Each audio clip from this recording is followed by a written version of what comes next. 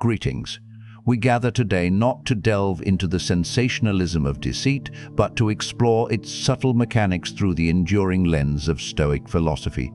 In our interactions, whether personal, professional, or societal, the capacity for truth and the fragility of trust are fundamental.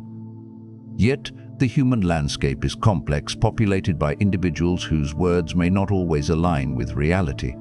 Deception, in its myriad forms, is a persistent feature of this landscape.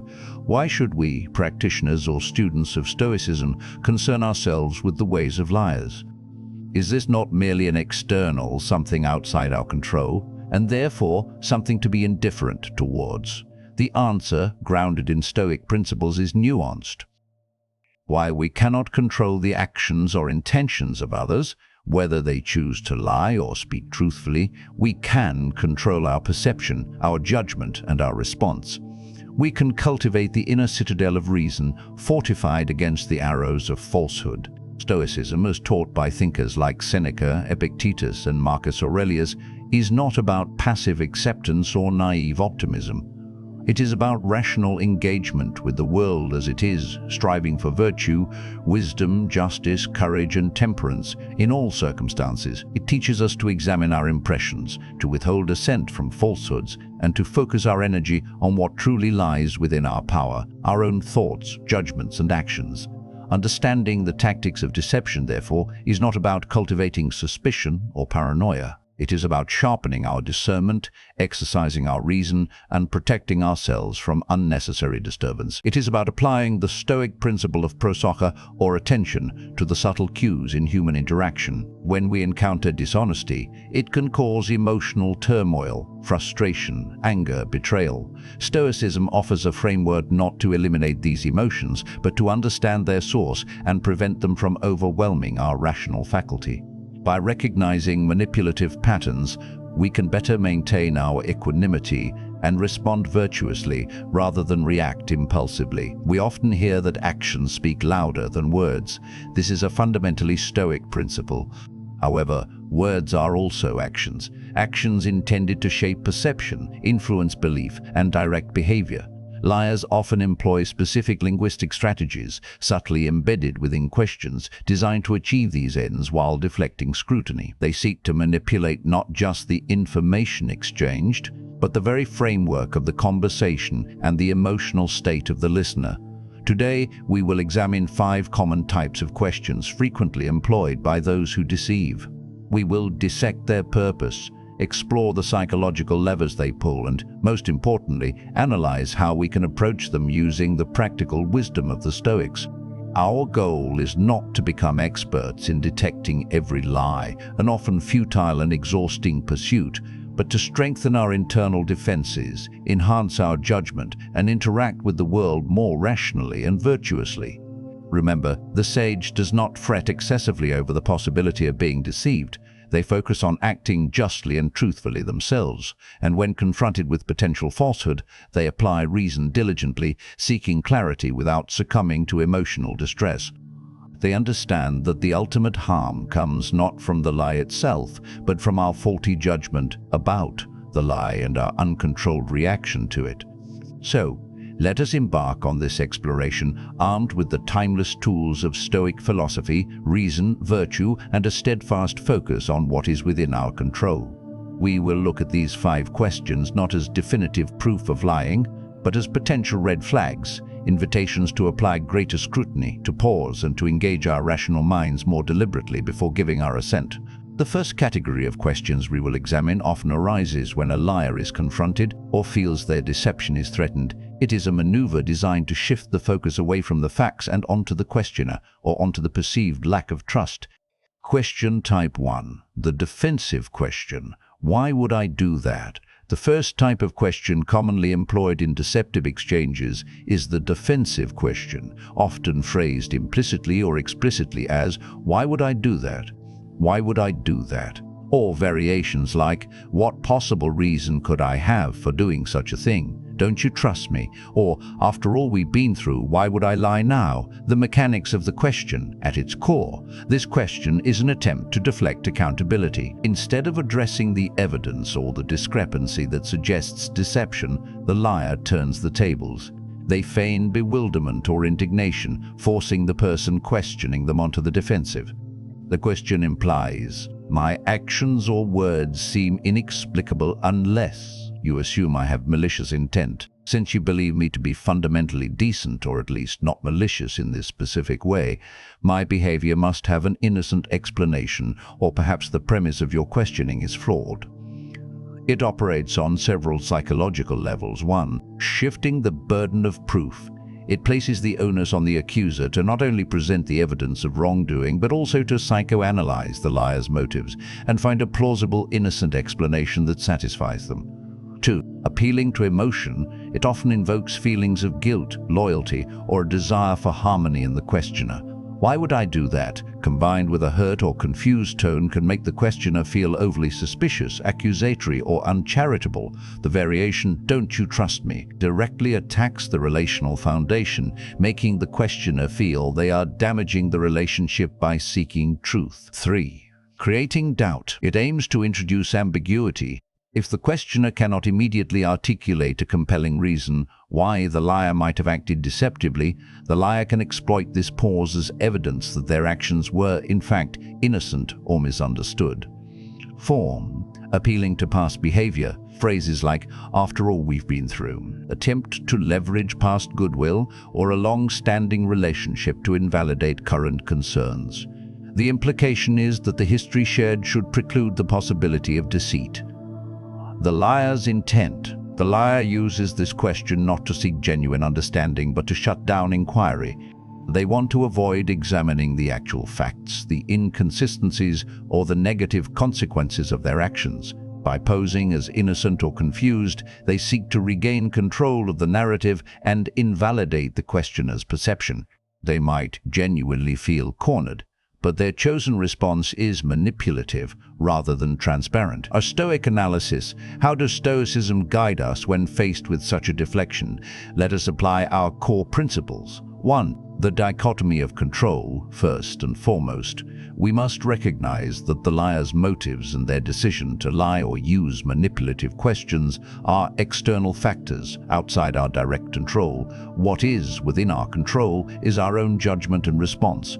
The question, why would I do that, is an attempt to disturb our inner state. Our task is to refuse that disturbance. 2. Focus on reason and evidence. Stoicism champions the use of reason as our guide. The question demands an explanation of motive, often speculative, rather than a focus on observable facts and actions. The Stoic approach is to prioritize objective reality.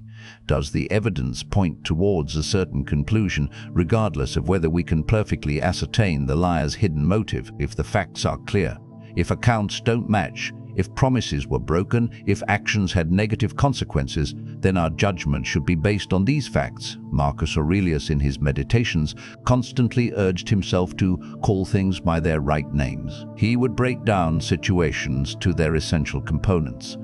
The liar's question distracts from this. It invites us into a realm of speculation about why, when the more pertinent issue might be what happened and what the consequences were. The Stoic response is to gently redirect the conversation back to the observable facts. 3. Assent to impressions. Epictetus stressed the importance of carefully examining our impressions before giving our assent to them. A liar's defensive question is designed to create a strong, emotionally charged impression that we are being unfair, mistrustful, or unreasonable. We must pause before assenting to this impression. Is it based on evidence, or is it a reaction to the liar's emotional appeal? Wisdom dictates that we withhold assent until our reason has evaluated the situation objectively. 4. Virtue as the sole good. The Stoic holds that virtue is the only true good and vice the only true evil. External factors, including people's opinions of us or the success of a deception, are indifferent. The liar tries to make trust and their own reputation paramount. The Stoic recognizes that while trust is valuable, it should be based on evidence of virtuous action, not demanded through emotional appeals or past history. Striving for truth in our judgment is a component of justice and wisdom. Distinguishing external ploys from internal reality, the question, "Why would I do that?" attempts to externalize the problem. It suggests the reason for the doubt lies in the questioner's perception or lack of faith. The Stoic understands that the real issue is the discrepancy between the liar's words, actions, and the truth, and the liar's attempt to obscure it. We should focus on this discrepancy, not get lost in debating hypothetical motives. Stoic Counter-Strategies. Maintain equanimity. The first step is internal. Recognize the question as a tactic. Remind yourself that the liar's words are external noise. Your emotional response is within your control. Breathe. Do not let their indignation provoke your anger or frustration. Remember Seneca's advice on managing anger. It is a temporary madness. Refocus on facts, gently but firmly steer the conversation back to the evidence. Instead of answering, "Why would I?" state what you observed or what the facts indicate. Examples. I understand you're asking about my perspective, but let's focus on the facts as we know them. The report shows X, and your statement indicated Y. How do we reconcile that discrepancy? My question isn't about whether I trust you in general, but about understanding this specific situation. The sequence of events appears contradictory, and I need clarity on that specific point. Regardless of past history, which I value, the current issue is state the issue. Let's address that directly. Avoid definitive accusations initially. While the evidence might be strong, engaging in a direct accusation based solely on the liar's defensive question can be counterproductive. Frame your response around seeking understanding and clarification of inconsistencies. "Help me understand how this happened" can be effective, but only if you are prepared to discern genuine confusion from feigned ignorance, which we'll discuss later. Acknowledge the emotion, not the premise. You can acknowledge the expressed emotion without accepting the underlying manipulative premise. "I hear that you feel this is unfair."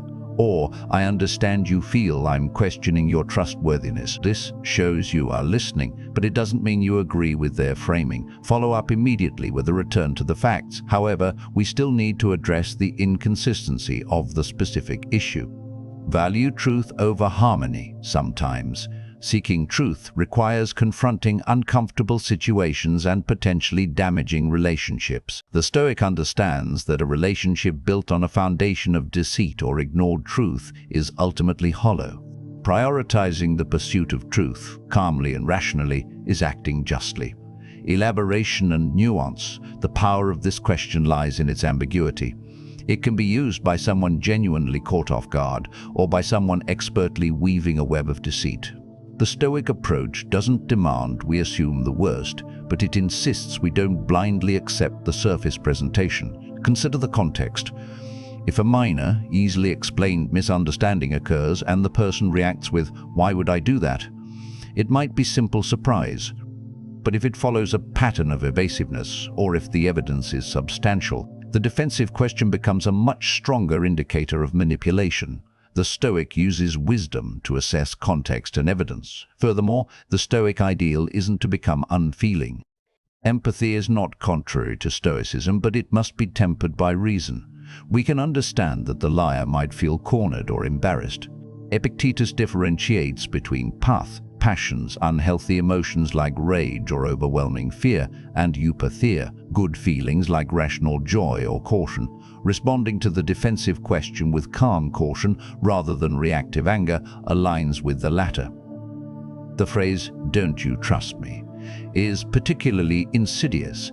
It attempts to short-circuit the need for evidence by making trust itself the subject. But Stoic trust is not blind faith. It is a rational confidence based on observing consistent virtuous action over time. If trust is eroded by actions or words that contradict truth, then seeking clarification is not a betrayal of trust, but a necessary step in understanding the reality of the situation. To allow such a question to silence inquiry is to prioritize a potentially false sense of relational security over the pursuit of truth, a poor trade from a Stoic perspective. We must constantly ask ourselves, am I reacting to the words presented or to the emotional performance accompanying them?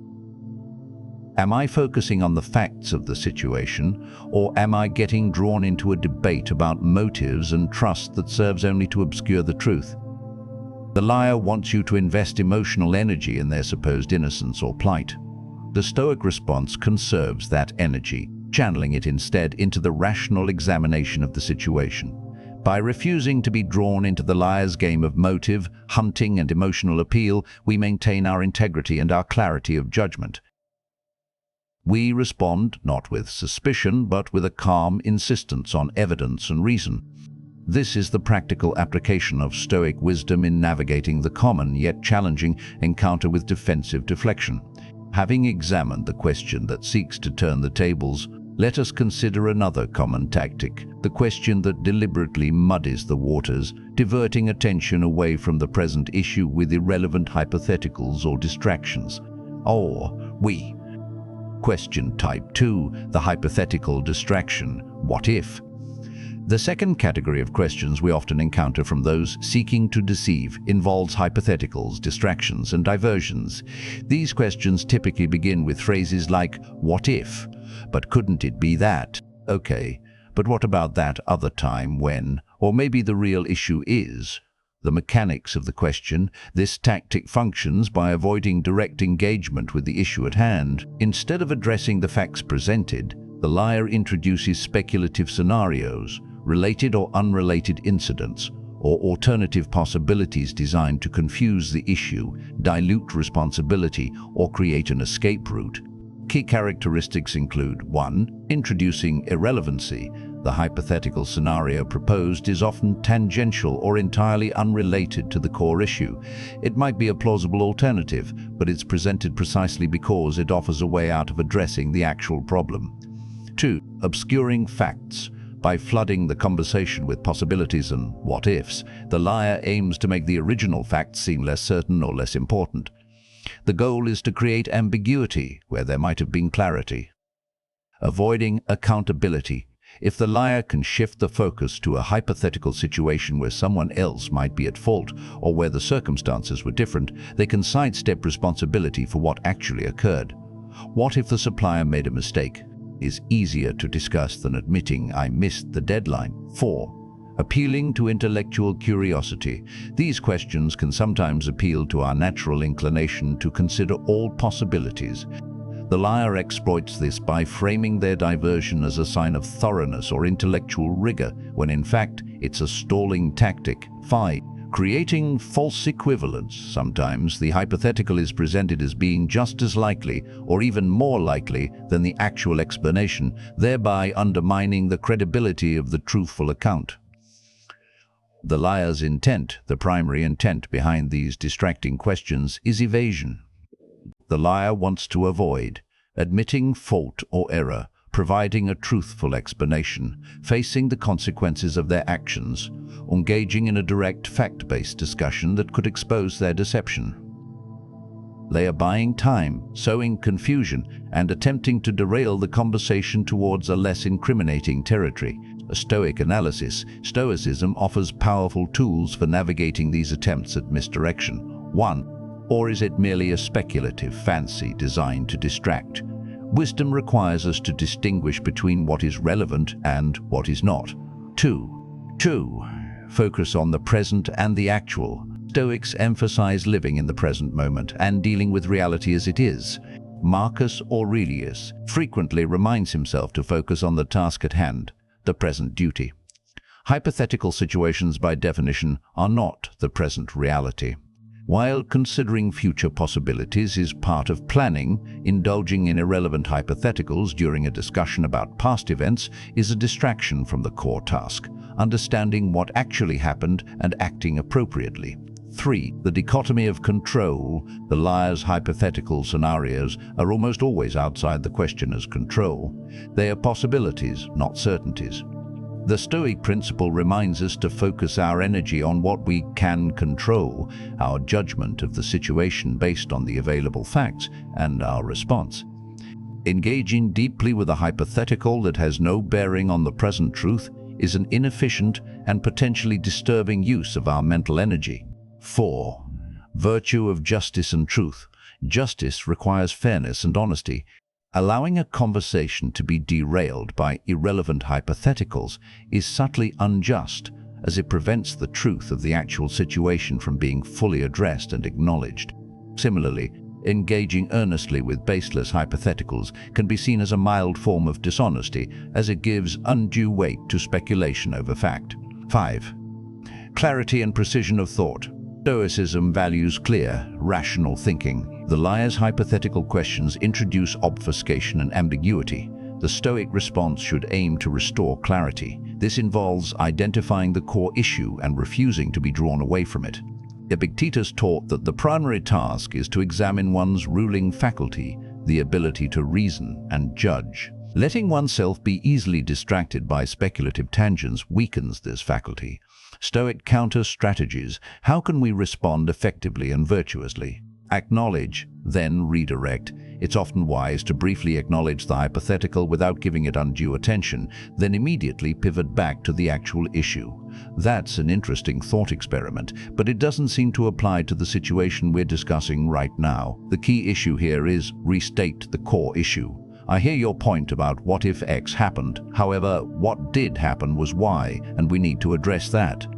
We can explore possibilities later if needed, but first let's clarify the facts regarding the specific event. Request relevance. Directly ask how the hypothetical connects to the matter at hand. A liar often struggles to make a logical connection, revealing the tactic.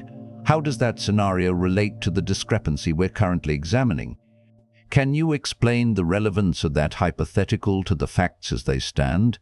Maintain focus on evidence. Continually bring the conversation back to the concrete evidence and agreed upon facts. Let's stick to what we know for sure. We have documented evidence of A, B, and C. The question is how to interpret that, not how to speculate about unrelated scenarios. Set boundaries. If the person persists in deflecting, it may be necessary to state clearly that you will not engage in speculative discussion until the primary issue is resolved. I'm finding it difficult to address the core issue when we're discussing multiple hypotheticals. Can we please focus on the specific issue first? Observe the pattern. If this tactic is used repeatedly, it strengthens the indication that the person is avoiding a direct confrontation with the truth. The Stoic doesn't jump to conclusions, but notes the pattern as data for their judgment. Elaboration and nuance. It's crucial to distinguish between genuine brainstorming or problem-solving and manipulative distraction.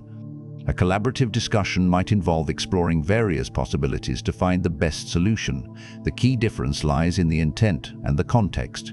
A liar uses hypotheticals to escape responsibility or accountability, often when confronted. In collaborative problem-solving, hypotheticals are used to find a solution or understand a complex situation more fully, usually with shared goals. The Stoic sage, while disciplined, is not rigid. Wisdom involves discernment. If exploring a hypothetical genuinely helps clarify the truth or resolve the issue, e.g., what if the alarm system malfunctioned, might be a legitimate question. If investigating a security breach, then it has a place.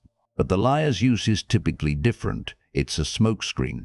They seize upon a possible scenario to divert from the actual one. Consider the virtue of temperance, moderation, and self-control. Allowing oneself to be drawn into lengthy debates about irrelevant hypotheticals demonstrates a lack of control over one's attention and focus. It wastes time and emotional energy that could be better directed towards understanding and addressing the actual situation.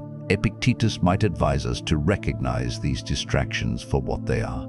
Mere impressions, potentially unhelpful, and certainly not worthy of our full mental assent until their relevance is established. Furthermore, this tactic can prey on our desire to be fair-minded. We think, maybe they have a point, maybe it was something else. The liar leverages this desire for fairness against us. The Stoic response is to be fair-minded by grounding our judgment in evidence, not by giving equal weight to every speculative possibility raised by someone seeking to evade the truth.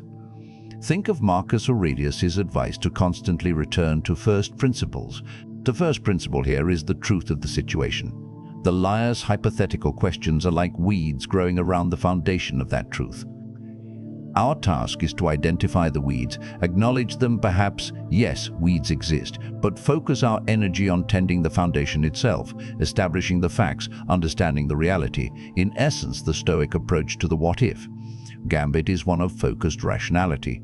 Recognize the tactic for what it is, a diversion. Maintain your equanimity. Gently but firmly redirect the conversation back to the relevant facts and the core issue.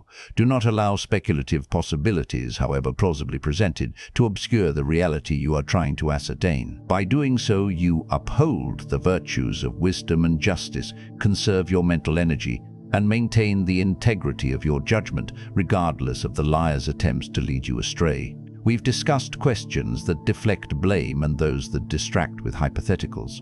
Now let's turn to a more insidious type, the question that seeks to trap you by assuming a specific, often false premise. Question type 3, the leading question, the assumption. Isn't it true that? The third category of questions commonly used by liars or those seeking to manipulate is the leading question, often framed around an embedded assumption. These questions take the form of, isn't it true that? You agree that? So you're saying false statement, right? Or obviously you understand that contested point. The mechanics of the question. This tactic is designed to bypass critical thinking and secure agreement, often to a falsehood. The question is structured not to seek information, but to guide the respondent towards a predetermined answer. The assumption embedded within the question is presented as if it were already established fact or common ground. Key features include 1. Embedded falsehood. The core of the question contains a statement that the questioner knows or strongly suspects is untrue or at least not agreed upon by the respondent. 2. Forced agreement. The structure. Isn't it true? Right, don't you? Pressures the respondent to answer yes or confirm the embedded statement, often just to avoid appearing argumentative, pedantic, or difficult. 3. Narrative control. By framing the situation with their own assumptions, the liar attempts to seize control of the narrative. They want to put words in the respondent's mouth or create a false sense of consensus. 4. Appealing to social norms. Sometimes these questions imply that disagreeing would be socially awkward or unconventional. We all know that X is the case, right? Aims to leverage social pressure. Setting a trap for the unwary, answering yes or even a hesitant well can be interpreted as agreement, which the liar can then use as leverage later. C. You even admitted yourself that. The liar's intent. The liar's goal here is to manipulate the respondent's agreement, often to support their own fabricated version of events, justify their actions, or corner the respondent into an unfavorable position. They seek to make a false statement seem true by having it acknowledged. Force the respondent into a position they don't actually hold. Create a record, even if just verbal, of agreement with their premise. Shift the burden. The respondent now has to backtrack or explicitly deny the premise, which can feel confrontational. A Stoic analysis, this type of question, directly challenges the Stoic commitment to reason, truth, and the careful governance of our judgments. 1. The primacy of reason and judgment. Stoicism places immense value on our rational faculty, our ability to perceive correctly and judge wisely. Leading questions are designed precisely to undermine this. They bypass rational analysis and aim for an immediate, often emotional or socially conditioned, response. The Stoic must recognize this attempt to short-circuit reason and consciously engage their critical judgment. 2. The virtue of wisdom. Wisdom involves understanding things as they truly are. A leading question preempts this understanding by asserting a potentially false reality. The virtue of wisdom demands that we question assumptions, especially those presented implicitly as fact. We must differentiate between what is presented and what is true. 3. The virtue of justice. Justice requires honesty and fairness. Answering yes to a leading question that contains a falsehood is inherently dishonest, even if the intent isn't malicious on the respondent's part. It contributes to the propagation of untruth. Conversely, confronting the false premise, done calmly and rationally, upholds justice. 4. The Stoic concept of assent. Epictetus repeatedly warns against giving automatic assent to impressions. A leading question presents a disguised impression, the assumption embedded within it. We must withhold assent. We must examine the statement within the question critically before responding. Does it align with the facts as we know them? Is it a fair representation of reality? 5. The dichotomy of control. The liar wants to control your response and, by extension, your agreement. They want to manipulate your judgment. This is an external factor. Your control lies in your ability to pause, analyze the question's premise, and choose a response that aligns with truth and reason, rather than succumbing to the pressure. Focus on clarity. The Stoic strives for clarity in thought and expression. Leading questions introduce obfuscation by embedding falsehoods in the structure of inquiry. Responding clearly and directly, correcting the false premise if necessary, is crucial for maintaining this clarity. Stoic Counter-Strategies. Responding virtuously requires clarity, courage, and rational detachment. Refuse the premise directly. The most straightforward approach is to directly reject the false assumption before answering the question. No, that is not true. Or I do not agree with that premise. Then you can choose to elaborate or simply stop there, forcing the liar to rephrase or present actual evidence. Actually, the situation is quite different. Rephrase or state your position clearly. Instead of answering the question as posed, restate your own understanding or position clearly and independently. Let me be clear about my position. State your position accurately. What I actually believe, observed, is state the facts, your view. My understanding of the situation is answer the question implicitly. You can sometimes answer the spirit of the question truthfully, implicitly correcting the premise. For example, if the liar asks, "Isn't it true you completely ignored my instructions?" You could respond, "I followed the instructions that seemed most critical at the time, based on the information I had." This doesn't directly say no, but it corrects the implication of deliberate disregard. Use this cautiously, as it can sometimes be seen as evasive. Challenge the assumption explicitly. If the context allows and requires more directness, challenge the assumption itself. What leads you to believe that? On what basis are you assuming that? Where did you get the idea that I agree with that? Maintain calmness and objectivity. Deliver your correction calmly and rationally. Avoid emotional reactions. The liar wants you to get flustered. Showing that you can calmly identify and reject a false premise demonstrates mastery of your own responses. Remember the Stoic ideal of apatheia, not apathy but freedom from disturbing passions. Elaboration and nuance. The effectiveness of this tactic relies heavily on the respondent's willingness to think critically and their discomfort with direct confrontation. Stoicism provides the philosophical justification and the psychological grounding to overcome these hesitations. Consider the difference between a genuine query and a manipulative trap. Sometimes people phrase questions poorly. "You didn't like the report, did you?" might just be a clumsy way of asking for feedback. The Stoic assesses context. Is this a pattern? Is the assumption demonstrably false? Is the person generally forthright or evasive? Wisdom involves making these contextual judgments. However, when the leading question is clearly manipulative, aiming to twist your words, misrepresent your position, or establish a false narrative, the Stoic imperative is clear: do not assent. Do not allow your rational faculty to be compromised. Think of Epictetus's famous quote, "Men are disturbed not by things, but by the views which they take of them." A leading question attempts to impose a specific, often distorted view. Our power lies in examining that view critically and holding fast to our own reasoned assessment. The liar wants you to adopt their premise. Your defense is to assert your own reasoned judgment. This requires courage. It can feel socially awkward to directly contradict someone, especially if they deliver the question with confidence or apparent sincerity. But the Stoic understands that upholding truth and reason is more important than fleeting social comfort. The short-term discomfort of correcting a false premise is far preferable to the long-term consequences of accepting or propagating a falsehood or allowing one's judgment to be manipulated. Let's consider an example. In a workplace discussion about a project delay, a liar might ask, "So, you're saying that Maria's section was the only reason the project failed, aren't you?" This question embeds two assumptions: that the project failed solely due to Maria's section, and that you agree with this assessment. A Stoic response would be, "No, that's not what I'm saying. The delay involved multiple factors, including mention other factors briefly or simply state factors related to Maria's section, but also issues with resource allocation and initial planning. This response corrects the false premise and refuses to be trapped into unfairly blaming one person or accepting a simplified, inaccurate narrative. The key is to recognize the structure, assumption, Christian trap. Your response should ideally dismantle the trap. Identify assumption, blue, state truth, refuse agreement.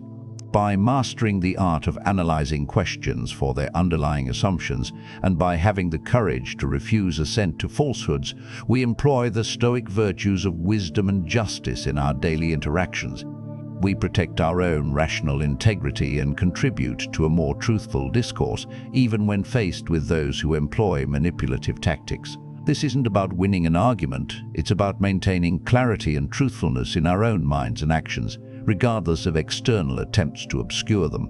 We've looked at questions that deflect, distract, and assume. Now we address a question type that feigns complete innocence, placing the burden of explanation entirely on the accuser. Question type 4, feigned innocence, confusion, who, me. The fourth common tactic we will analyze is the question rooted in feigned innocence or confusion, often characterized by phrases like, who, me, what are you talking about? I had no idea. Are you serious? Was I supposed to know? Or me, I didn't do anything. Ray didn't do anything. The mechanics of the question. This strategy relies on projecting an image of complete unawareness or surprise regarding wrongdoing. The liar pretends they are entirely disconnected from the issue being raised, as if the accusation or problem concerns someone else entirely. Its key mechanisms include 1. Plausible deniability. By acting ignorant, the liar creates a defense against direct accusation. If they genuinely didn't know, or can convincingly pretend they didn't, it becomes harder to hold them accountable for the outcome. 2. Shifting the burden of proof. The question forces the accuser to do all the work. They must not only present the evidence but also provide the context, explain the significance, and potentially prove that the accused should have known or been aware. This can be exhausting and may lead the accuser to give up. 3. Positions themselves as naive, uninformed, or perhaps even wronged by the implication that they could be involved. This can evoke sympathy or patience in the accuser. 4. Creating distance. The question creates a gap between the event problem and the liar, positioning them as an uninvolved observer rather than a participant or cause. Who, me, literally asks to be excluded from the narrative. 5. Undermining the accuser. The sheer audacity of the feigned ignorance can sometimes make the accuser doubt their own perception or the validity of their concerns. Could I possibly have misunderstood the situation so completely? The accuser might wonder. The liar's intent. The intention is clear. Avoid responsibility and accountability. By feigning ignorance, the liar hopes to escape consequences entirely, cause the accuser to drop the matter due to the difficulty of proving knowledge or intent. Buy time to concoct a better prepared and potentially false explanation later. Maintain their image or reputation by appearing uninvolved in any wrongdoing. A Stoic Analysis Stoicism provides a robust framework for analyzing and responding to this tactic, focusing on reason, responsibility, and the nature of virtuous action. 1. Focus on actions and consequences. While intent can be difficult to ascertain, Stoicism places significant emphasis on actions and their foreseeable consequences. Even if someone claims ignorance, if their inaction or actions led to a negative outcome that could reasonably have been foreseen, they still bear a degree of responsibility. The virtue of justice demands we consider the reality of the situation, not just the claims of ignorance. Marcus Aurelius often focused on duty and right action, regardless of external circumstances or alleged intentions. 2. The nature of wisdom and awareness. A Stoic sage strives for prosoc, constant attention and awareness. While perfect awareness is unattainable for most, deliberately cultivating ignorance or feigning it is contrary to the Stoic ideal. The question, "Was I supposed to know?" invites a discussion about expectations and responsibilities. While the liar might try to shift this burden entirely, a rational assessment often reveals that awareness was reasonably expected given their role or the context. 3. Distinguishing true confusion from feigned confusion. This is where discernment, a key aspect of wisdom, is crucial. Genuine confusion arises from lack of information or complexity. Feigned confusion is a strategic performance. The Stoic doesn't assume malice but remains vigilant. Does the person's demeanor, history, and the nature of the situation suggest genuine lack of awareness or a calculated performance? The Stoic response should be tailored accordingly, but always grounded in seeking the truth of the matter. 4. The dichotomy of control. The liar's feigned ignorance is an external factor. Our control lies in how we respond. We cannot force them to admit knowledge, but we can refuse to accept their claim of ignorance at face value if the evidence suggests otherwise. We control whether we allow their performance to derail the pursuit of truth. Temperance and patience. Dealing with feigned ignorance can be frustrating. It requires patience and emotional regulation, temperance, not to become angry or dismissive, which the liar might hope for. A calm, methodical approach is more effective. Stoic Counter-Strategies. Responding effectively requires clarity, patience, and a focus on demonstrable facts. State facts calmly and clearly. Present the relevant information, sequence of events and outcomes without excessive accusation. Assume initially that clarification is needed. Let me explain the situation. On date, event X occurred, which resulted in outcome Y. My understanding is that you were involved in aspect Z. Can you help me understand your perspective on how this happened? The issue is that describe the problem. Based on evidence context, it appears connected to the area the liar is associated with. I need to understand your involvement or knowledge regarding this. Provide necessary context. If the person claims ignorance, provide the context they supposedly lacked, framing it as helpful information rather than an accusation. Perhaps you weren't aware, but the deadline was moved up to Tuesday due to the client's request. That's why the current status is causing concern. Ask specific, focused questions. Instead of broad accusations, ask targeted questions that probe the claimed ignorance. Were you present at the meeting on date where this was discussed? Did you receive the email notification regarding the issue? What information did you have regarding the specific task situation? Did you a specific task situation? Focus on responsibility, not just knowledge. Gently shift the focus from knowing to responsibility. Even if direct knowledge wasn't present, was there a responsibility to know or to ensure someone else did? Regardless of direct awareness, this falls under the responsibility of your team. How can we ensure better oversight moving forward? Avoid getting drawn into proving their mind. Don't get bogged down trying to prove they knew. Focus on the facts, the actions, or lack thereof, and the consequences. The goal is resolution and truth, not necessarily winning a debate about their internal state. The current situation indicates that something went amiss regarding the issue, and your role seems connected. I need to understand how that disconnect occurred. Elaboration and nuance. This tactic is particularly effective in situations where intent is hard to prove or where responsibility is diffused. The liar uses the shield of ignorance to deflect scrutiny.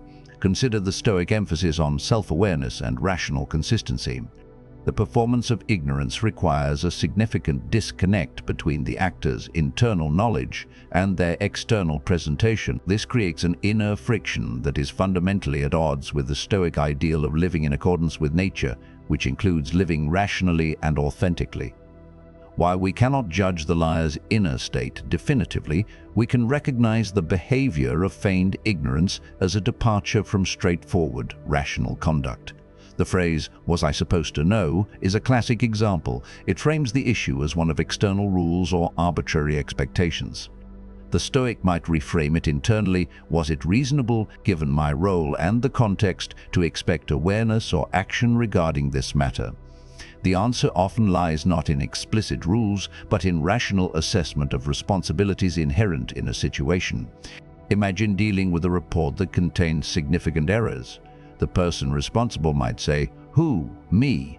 I just compiled the data provided." This deflects blame onto the data providers. A Stoic response might be, "I understand you compiled the data, but the responsibility for ensuring the accuracy and coherence of the final report rested with you. Let's examine where the errors may have occurred in that process." This acknowledges their statement but holds them accountable for the final outcome and the responsibilities inherent in their role. The Stoic principle of oikeiosis, appropriation or recognition of kinship, might also be relevant. We naturally recognize our connection to our own actions and their consequences. Feigning ignorance is a denial of this natural connection.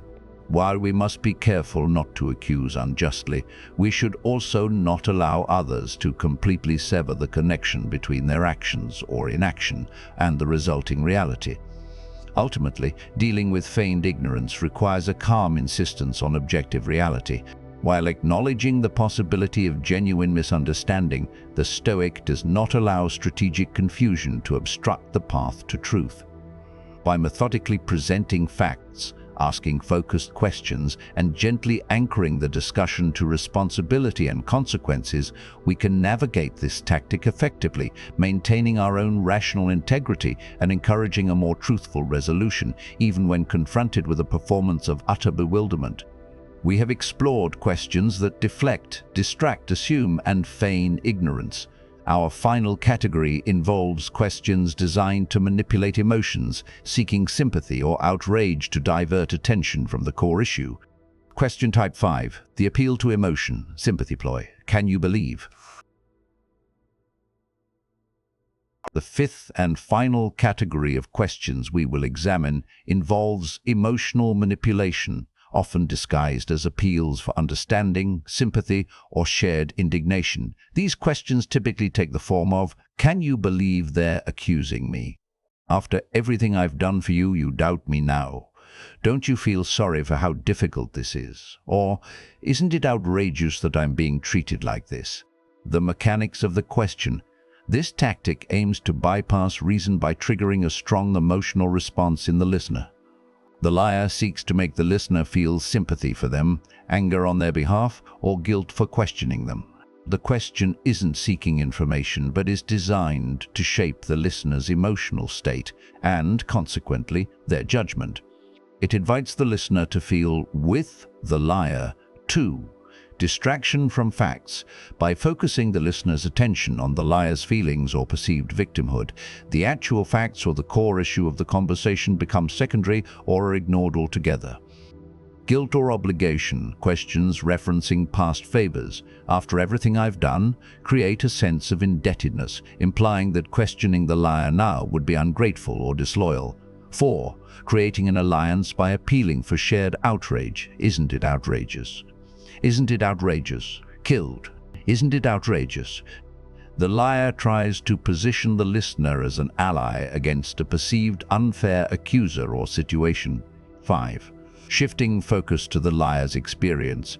The emphasis moves from objective events to the liar's subjective emotional experience, making it seem insensitive to focus on anything else. The liar's intent.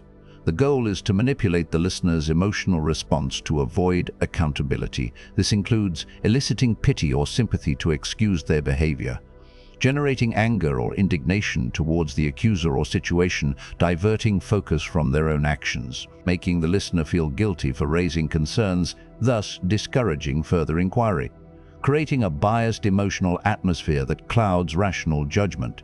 A Stoic Analysis. Stoicism offers a profound perspective on emotional responses and the pursuit of truth, making it ideally suited to counter this manipulative tactic. 1. The nature of emotions and reason. Stoicism teaches that destructive emotions, passions like anger, fear, excessive grief, or indeed misplaced sympathy, often stem from faulty judgments, while feeling empathy, understanding another's feelings, can be rational. Being overwhelmed by sympathy or outrage is generally seen as a disturbance of the mind, clouding judgment. Clouding judgment.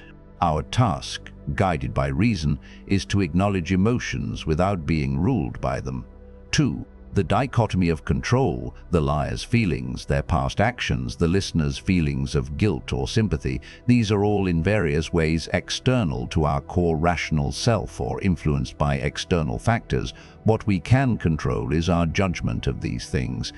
We can choose not to assent to the impression that sympathy or outrage is the appropriate or primary response. We control whether we allow our emotions to dictate our assessment of the facts. 3. Virtue of justice. Justice requires fairness and objectivity. Allowing ourselves to be swayed by emotional appeals rather than by evidence and reason undermines justice. Sympathy for the liar should not prevent us from acknowledging the truth of a situation or holding them accountable for their actions if the facts warrant it. Similarly, feeling outraged on their behalf might distract us from their own potential wrongdoing. 4. Wisdom and discernment. Wisdom involves seeing things clearly, penetrating emotional veils. Recognizing an emotional ploy for what it is requires discernment. Is the expressed emotion genuine and proportionate, or is it a calculated performance designed to manipulate? The Stoic cultivates the ability to look beneath the surface. 5. Indifference to externals.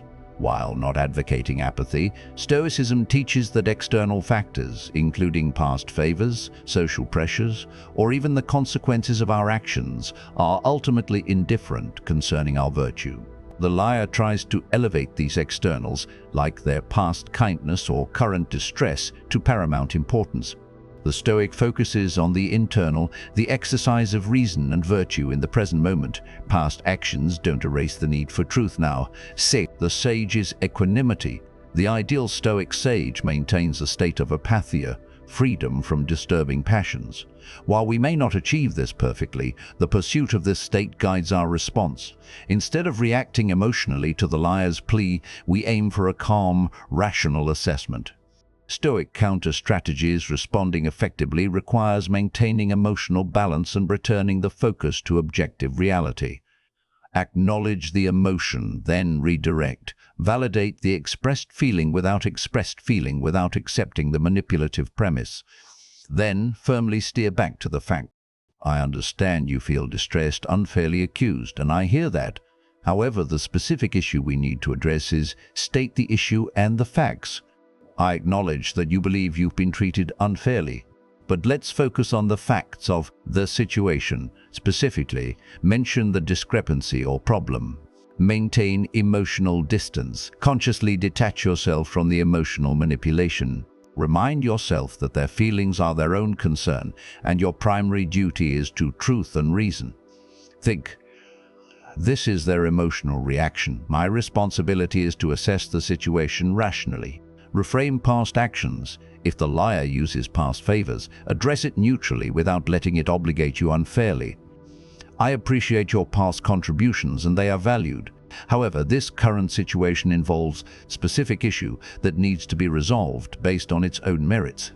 Our past relationship is important, but it doesn't change the facts of what happened here. Focus on objective resolution. Frame the conversation around finding a resolution based on facts, not emotions. What is the most rational way to address this situation now? Let's determine the facts objectively so we can find a fair resolution. Question the relevance of the emotion, if necessary. Gently question why the emotional appeal is relevant to the factual matter at hand. While I understand your feelings about it, how does that relate to the discrepancy in the numbers? How does the perceived injustice change the facts of the situation? Avoid justifying yourself emotionally. Do not get drawn into defending yourself against the implied accusation of being ungrateful or unkind. Stick to the facts of the situation you are trying to clarify. Your calm, rational demeanor is the best defense. Elaboration and nuance. This tactic relies on a fundamental aspect of human psychology, our tendency towards empathy and our aversion to conflict. Liars exploit this by weaponizing emotion. Stoicism provides the antidote, cultivating emotional resilience and prioritizing rational judgment. It is vital to distinguish between genuine empathy and emotional manipulation. Empathy involves understanding another's perspective, which can be valuable. But when that understanding is used to elicit a specific emotional response, pity, guilt, to obscure truth or avoid responsibility, it crosses into manipulation. The Stoic response involves understanding the emotion without necessarily adopting the emotional perspective or allowing it to override reason. Consider the phrase, "After everything I've done for you." This is an attempt to invoke a sense of obligation or debt. In Stoic terms, performing good deeds is intrinsically virtuous. They are not performed to accrue social credit or future favors. If someone acts kindly, it is good in itself. If they later use that kindness as leverage, it potentially undermines the virtue of the original act. The Stoic response is to recognize the deed for what it was, perhaps virtuous, but refuse to be bound by it in a way that compromises present truth or justice. The Stoic concept of oikeiosis can be relevant here too, but in a different way. We naturally feel a connection to ourselves and our well-being. The liar tries to extend this connection to the listener by appealing to emotions like sympathy. However, the Stoic ideal is to extend our rational concern outwards based on justice and reason, not solely on emotional appeals or manufactured obligations. Our primary duty remains to truth and virtue. In essence, when faced with an appeal to emotion, the Stoic response is characterized by awareness, recognizing the tactic for what it is; equanimity, maintaining emotional calm and avoiding reactive responses; rationality, prioritizing evidence and logical assessment over emotional influence; justice, ensuring that fairness and truth are upheld regardless of emotional pleas; focus, keeping the conversation centered on the objective facts and the necessary resolution. By applying these principles, we can navigate the treacherous waters of emotional manipulation. We can acknowledge the human element of emotion without letting it compromise our judgment or our commitment to truth. The liar seeks to cloud the waters. The Stoic aims to bring clarity, maintaining the integrity of their own mind and responding virtuously, regardless of the emotional currents stirred by others. Conclusion: the Stoic path to clarity. We have journeyed through 5 common types of questions, often employed in deceptive exchanges: the defensive deflection, "Why would I do that?" The speculative distraction, "What if?" The assumptive trap, "Isn't it true that?" The performance of innocence, "Who, me?" And the emotional manipulation, "Can you believe?" We have examined these not merely as linguistic tricks, but as attempts to influence perception, bypass reason, and manipulate emotional responses. Throughout this exploration, the wisdom of Stoicism has served as our compass. We've seen how its core tenets provide a powerful framework for navigating these challenges with clarity, resilience, and virtue. Remember the fundamental Stoic principles we applied. 1. The dichotomy of control. The liar's actions, words, and intentions are external and beyond our direct control. Our response, our judgment, our assent, these are internal and within our control. This is the bedrock of Stoic resilience. We cannot stop someone from lying, but we can refuse to be misled. 2. The primacy of reason. Stoicism elevates reason as our highest faculty. These deceptive questions often aim to bypass reason, appealing instead to emotion, social pressure, or cognitive biases. Our counter is to consciously engage our reason, scrutinize impressions, and withhold assent from falsehoods. 3.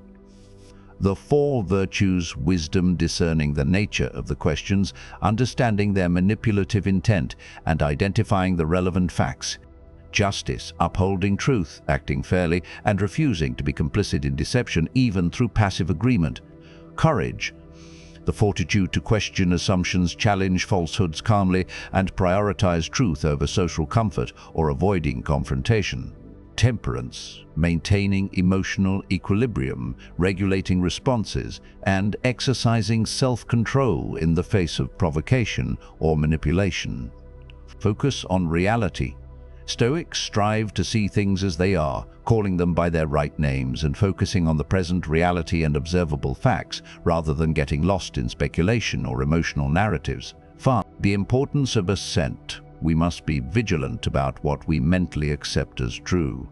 A question, especially one laden with falsehood or manipulation, is not an assertion demanding automatic agreement. It is an impression requiring critical evaluation. Applying these principles transforms our interaction with potential deception. It shifts the focus from diagnosing the liar, an often impossible and unnecessary task, to strengthening our own inner state and our capacity for sound judgment. Cultivating discernment, not suspicion, it is crucial to reiterate that this approach is not about becoming cynical or distrustful of everyone. Epictetus himself acknowledged that most people are not yet philosophers and act out of ignorance. The goal is not to see liars under every bed, but to cultivate a discerning mind, one that listens attentively, questions critically, and judges rationally without being easily swayed or emotionally destabilized. It's about enhancing our prosoc, our mindful attention to the world and our own internal responses. The path forward, when you encounter these types of questions, remember, pause, take a breath before responding.